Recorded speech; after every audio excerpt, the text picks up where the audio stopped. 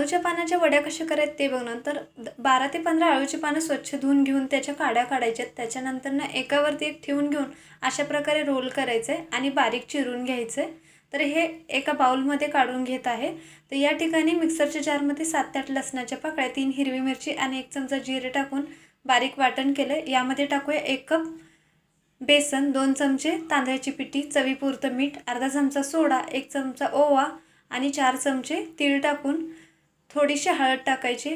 त्यानंतर चिंचाचं पाणी, थोडं पाणी ॲड करून घट्ट असं पीठ मळायचं आहे. ताटाला तेल लावून घ्यायचं आहे आणि त्याच्यावरती हे पीठ पसरवून घेऊया. तर या ठिकाणी हे वडी उकडवण्यासाठी कढईमध्ये 2 ग्लास पाणी ठेवलं होतं. तर प्लेट ठेवून त्याच्यावर झाकण ठेवून 5 मिनिटे उकड काढून घेऊया. थंड झाल्यानंतर ना अशा प्रकारे चौकोन आकार कापायचा आणि डीप फ्राय करायचे. तर अशा प्रकारे वडी तयार आहे. याचा फुल व्हिडिओ तुम्हाला माझ्या चॅनलवरती मिळेल. धन्यवाद.